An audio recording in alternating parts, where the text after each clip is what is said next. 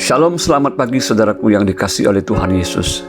Pagi ini kita merenungkan firman Tuhan dengan judul Jeripaya yang tidak sia-sia, terambil dari kitab 1 Korintus 15 ayat 58. Karena itu saudara-saudaraku yang kekasih, berdirilah teguh, jangan goyah, dan giatlah selalu dalam pekerjaan Tuhan. Sebab kamu tahu bahwa dalam persekutuan dengan Tuhan, jeripayamu tidak sia-sia.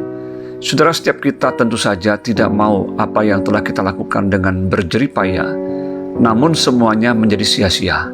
Yang pasti kita berharap bahwa apa yang telah kita lakukan di dalam jeripaya kita akan menghasilkan sesuatu yang berguna atau memberikan suatu dampak yang baik.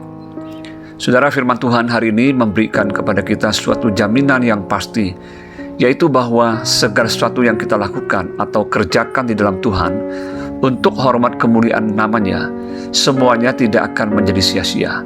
Tuhan akan memperhitungkan segala sesuatu yang kita lakukan dengan sebuah ketulusan dan kesungguhan untuk hormat kemuliaan namanya. Dia berjanji bahwa dalam persekutuan dengan Tuhan, jeripaya kita tidak akan menjadi sia-sia. Waktu Rasul Paulus menuliskan suratnya dalam 1 Korintus 15 ini kepada jemaat di Korintus, sesungguhnya ia sedang mengingatkan kepada mereka bahwa mereka harus teguh berdiri di dalam Injil keselamatan yang telah mereka terima dan percayai.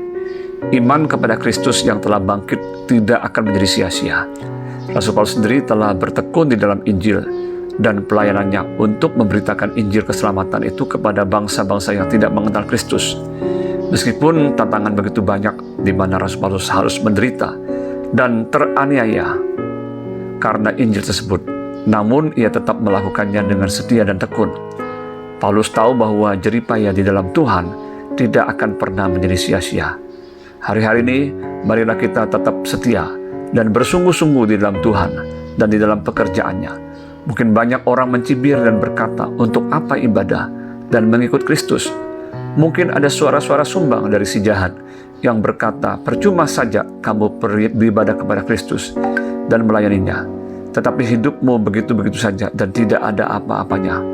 Teruslah lakukan bagian yang telah Tuhan percayakan kepada kita. Lakukan segala sesuatu yang baik seperti untuk Tuhan dan untuk hormat kemuliaan namanya. Tidak perlu kita mencari hormat dan pujian manusia, tetapi lakukan semuanya dengan tulus untuk hormat kemuliaan nama Tuhan. Percayalah di dalam persekutuan kita dan apa yang telah kita lakukan di dalam Dia, semuanya tidak akan menjadi sia-sia. Ada mahkota kehidupan kekal dan mahkota abadi yang akan kita dapatkan di dalam Dia. Selamat pagi, selamat beraktivitas. Tuhan Yesus memberkati.